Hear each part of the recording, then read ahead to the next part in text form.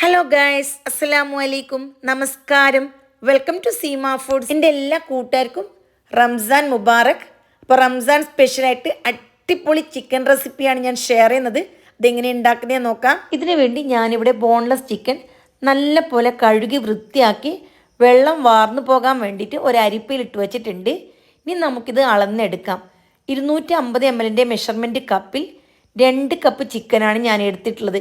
ഏകദേശം 1/2 കിലോയ്ക്ക് അടുത്ത് വരും. ഒരു കറക്റ്റായിട്ടുള്ള അളവ് കിട്ടാൻ വേണ്ടിയിട്ടാണ് ഞാൻ നിങ്ങൾക്ക് ഇങ്ങനെ അളന്ന് കാണിച്ചു തരുന്നത്.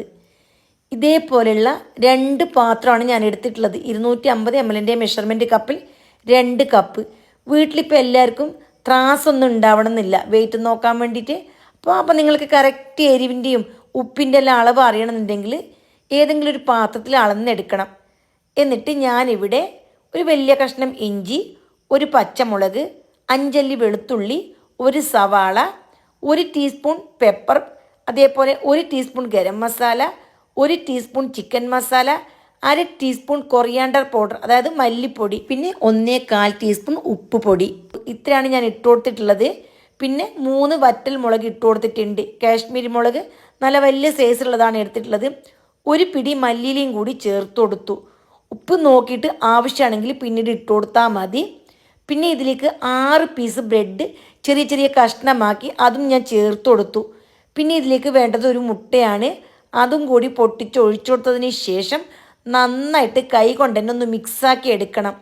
ഈ എരിവും ഉപ്പെല്ലാം എല്ലാ ഭാഗത്തും നന്നായിട്ട് മിക്സായി കിട്ടണം. ഞാനിവിടെ നല്ല പോലെ മിക്സാക്കി എടുത്തിട്ടുണ്ട്. ഇനി നമുക്ക് നന്നായിട്ട് അരച്ചെടുക്കാം. അതിന് വേണ്ടിയിട്ട് ഞാനിവിടെ മിക്സിയുടെ ചെറിയ ജാറുണ്ടല്ലോ, ചട്നി ജാറ്, അതാണ് എടുത്തിട്ടുള്ളത്. അതിൽ അല്പാൽപ്പം ഇട്ട് നല്ല പോലെ വെള്ളമൊന്നും ഒഴിക്കാണ്ട് ഒന്ന് അടിച്ചെടുക്കണം. നല്ല പേസ്റ്റ് പരുവത്തിലാക്കി എടുക്കണം. ഇതാ വീഡിയോയിൽ കാണുന്ന രീതിയിൽ ശ്രദ്ധിക്കുക. അല്പം പോലും പീസ് ബാക്കി ഉണ്ടാവാൻ പാടില്ല. അതേപോലെ മല്ലിയിലയും സവാളയും ഒക്കെ നന്നായിട്ട് പേസ്റ്റ് ആവണം. എന്നിട്ട് ബാക്കിയുള്ളതും ഇതേ രീതിയിൽ തന്നെ നമുക്ക് പേസ്റ്റാക്കി എടുക്കാം. ചെറിയ ജാറിലാണ് എപ്പോഴും നല്ലത്. ഞാനിവിടെ ചെറിയ ജാറാണ് എടുത്തിട്ടുള്ളത്. വലിയ ജാറാകുമ്പോൾ നമുക്ക് പേസ്റ്റ് പോലെ അരഞ്ഞു കിട്ടില്ല. എന്നിട്ട് എല്ലാം കൂടി നല്ല പോലെ ഒന്ന് മിക്സാക്കി എടുക്കണം. ഇനി നമുക്ക് നല്ല പോലെ മിക്സാക്കിയതിന് ശേഷം ഒരു സൈഡിലേക്ക് മാറ്റി വെക്കാം. പിന്നെ ഇതിനൊരു ചമ്മന്തി ഞാൻ റെഡിയാക്കി എടുക്കുന്നുണ്ട്. ഇതിലേക്ക് ഒരു ചെറിയ മുറി തേങ്ങ എടുത്തിട്ടുണ്ട്. അതേപോലെ കുറച്ചധികം മല്ലിയിലയും കൂടി ചേർത്ത് കൊടുത്തിട്ടുണ്ട്. മല്ലിയില നിങ്ങൾക്ക് എത്രത്തോളം വേണം അതിനനുസരിച്ച് ഇട്ട് കൊടുക്കാം. പിന്നെ ഒരു സവാള അരിഞ്ഞതും ഞാൻ ചേർത്ത് കൊടുത്തു. പിന്നെ ഇതിലേക്ക് 4 അല്ലി വെളുത്തുള്ളി, 2 പച്ചമുളക്, ചെറിയൊരു കഷ്ണം ഇഞ്ചി, പിന്നെ 1/2 ടീസ്പൂണാണ് ഉപ്പ് ചേർത്ത് കൊടുത്തിട്ടുള്ളത്. ഇപ്പോൾ സ്പൂണിൽ എടുക്കുന്ന സമയത്ത് ഞാൻ മുളക് പൊടിയായാലും ഉപ്പായാലും ഒക്കെ ലെവലായിട്ടാണ് എടുക്കുന്നത്.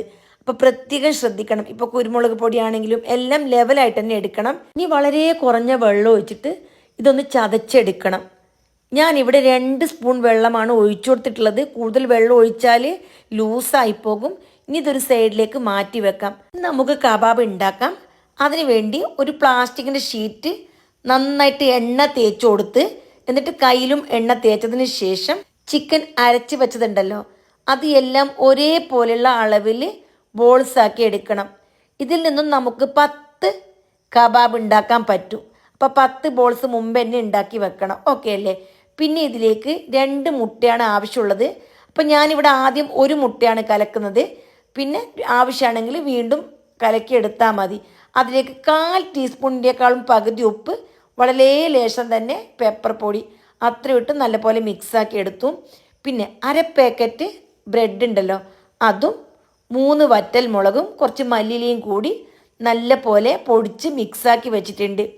ഇനി നമുക്കിത് തിന്നായിട്ട് പരത്തിയെടുക്കാം. നമ്മൾ ബ്രെഡിലും ചേർത്തുകൊണ്ട് തന്നെ പരത്തിയെടുക്കാൻ നല്ല ഈസി ആയിരിക്കും. കയ്യിൽ അല്പം പോലും ഒട്ടുന്നൊന്നുമില്ല. ഇനി ഒട്ടുന്നെന്ന് തോന്നിയാലും 1 പീസ് ബ്രെഡും കൂടി പൊടിച്ച് ചേർത്ത് കൊടുത്താൽ മതി. ചിക്കൻ അരച്ചത് നന്നായിട്ട് തിന്നായിട്ട് പരത്തിയെടുത്തു. അതിനുശേഷം ഒരു ചീസ് സ്ലൈസ് ഉണ്ടല്ലോ അത് മുകളിലേക്ക് വെച്ചു കൊടുത്തിട്ടുണ്ട്.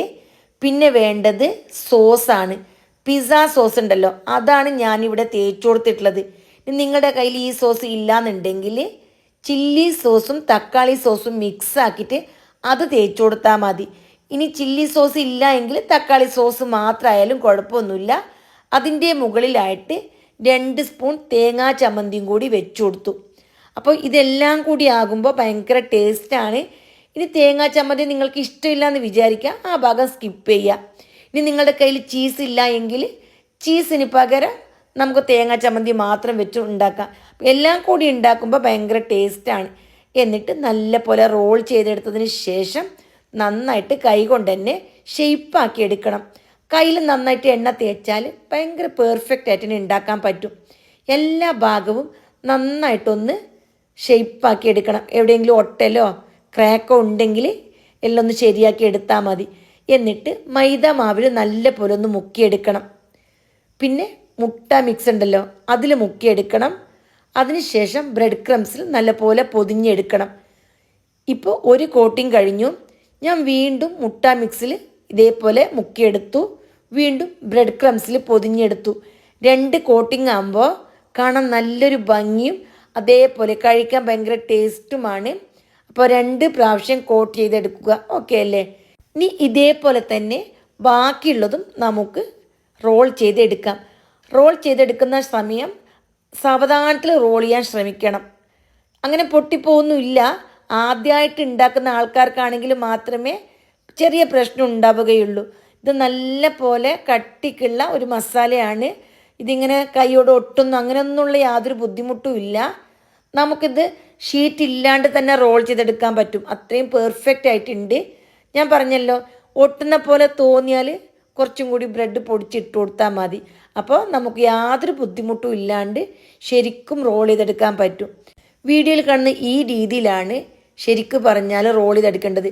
ഇങ്ങനെയാകുമ്പോൾ എല്ലാ ഭാഗവും ഒരേപോലെ ലെവലായിട്ട് കിട്ടും. ഓക്കെ അല്ലേ? ഇനി നമുക്ക് ഇതും ഇതേപോലെ തന്നെ മുക്കിയെടുത്ത് വെക്കാം. ഇനി ബാക്കിയുള്ളതെല്ലാം കൂടി ഇതേപോലെ തന്നെ ചെയ്തതിന് ശേഷം നമുക്ക് ചുട്ടെടുക്കാം. ഇപ്പോൾ നമുക്ക് 10 എണ്ണമാണ് കിട്ടുന്നത്. ഞാനിവിടെ 5 എണ്ണം മാത്രമേ ഫ്രൈ ചെയ്യുന്നുള്ളൂ. ഇനി ഓയിൽ ചൂടാൻ വേണ്ടി വെക്കണം. അപ്പോൾ ഓയിൽ ചൂടാകുന്ന സമയം പ്രത്യേകം ശ്രദ്ധിക്കണം. കൂടുതൽ ചൂടായാൽ പെട്ടെന്ന് കരിഞ്ഞു പോകും, കളർ ചേഞ്ച് ആവും. അതുകൊണ്ട് തന്നെ ഒരു മീഡിയം തീയിലിട്ട് ചൂടാക്കിയതിന് ശേഷം ഓരോന്നും ഇട്ട് കൊടുക്കുക. അതിനുശേഷം മീഡിയം ടു ലോ ഫ്ലെയിമിലാക്കിയതിന് ശേഷം കുക്ക് ചെയ്തെടുക്കുക. മീഡിയം തീയിൽ വെച്ച് തന്നെ ഇത് ഫ്രൈ ചെയ്യേണ്ട, പെട്ടെന്ന് കളർ ചേഞ്ച് ആവും. ചിക്കൻ നമുക്ക് നന്നായിട്ട് വെന്ത് കിട്ടാനുണ്ട്. അതുകൊണ്ട് തന്നെ ചെറിയ തീയിൽ തന്നെ വേവിച്ചെടുത്താൽ മതി. ഒരു ഭാഗം ഒരു 4 മിനിറ്റും മറ്റേ ഭാഗം 4 മിനിറ്റും ആകുമ്പോൾ നമുക്ക് നന്നായിട്ട് ഇത് ഫ്രൈ ആയി കിട്ടും. നമ്മൾ അരച്ച പേസ്റ്റ് അല്ലേ ഇത്, അതുകൊണ്ട് തന്നെ കൂടുതൽ വെന്ത് കിട്ടാനൊന്നും ബുദ്ധിമുട്ടാവില്ല. എന്നാലും ചിക്കൻ അതുകൊണ്ട് തന്നെ നല്ലപോലെ വെന്തതിന് ശേഷം മാത്രം ഓയിലിൽ നിന്ന് എടുത്താൽ മതി. 2-3 പ്രാവശ്യം തിരിച്ചും മറിച്ചും ഇട്ട് ഇത് ഫ്രൈ ആക്കി എടുക്കണം. ഭയങ്കര ടേസ്റ്റാണ്. അതേപോലെ വീട് ഫുള്ള് നല്ലൊരു മണമാണ്. അപ്പോൾ തീർച്ചയായിട്ടും എൻ്റെ എല്ലാ കൂട്ടുകാരും ഇതേപോലെ ഈ റെസിപ്പി ഒന്ന് ട്രൈ ചെയ്ത് നോക്കണം. ട്രൈ ചെയ്തതിന് ശേഷം നിങ്ങളുടെ വിലയേറിയ ഉപദേശങ്ങളും നിർദ്ദേശങ്ങളും അറിയിക്കണം. വീഡിയോ ഇഷ്ടപ്പെട്ടാൽ ഹൈപ്പ് എന്നൊരു ഓപ്ഷൻ ഉണ്ട്, അതൊന്ന് എനേബിൾ ചെയ്ത് നിങ്ങളെല്ലാവരും എന്നെ സപ്പോർട്ട് ചെയ്യണം. അതേപോലെ വീഡിയോ മാക്സിമം ഒന്ന് ഷെയർ ചെയ്ത് സപ്പോർട്ട് ചെയ്യുക. ഇനിയും നല്ല നല്ല കുഞ്ഞു കുഞ്ഞു റെസിപ്പീസുമായി വരുന്നതായിരിക്കും. വീണ്ടും കാണാം. Bye bye.